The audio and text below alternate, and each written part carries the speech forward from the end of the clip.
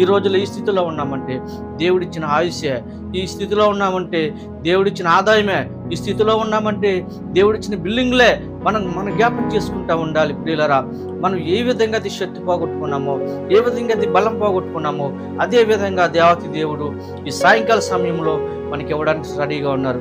ప్రియులరా, ఈ వాక్యం ఉన్న ప్రతి ఒక్కరు కూడా దేవుని పాదాల దగ్గరికి రండి, ప్రభువుని అడగండి. ప్రభువుని అడిగితే ప్రభువుకి అసాధ్యమైనది ఏదీ లేదు.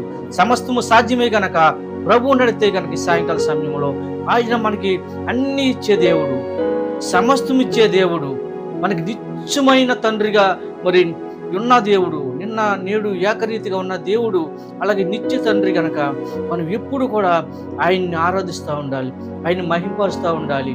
ఆయన సభలు ఎక్కడెడితే అక్కడికి వెళ్ళాలి. ప్రతి ఆదివారం క్రమంగా ప్రార్థన మానకూడదు. ప్రియులారా, గమనించండి, చాలామంది అదే కుదువైపోయింది. చాలామంది విశ్వాసంలో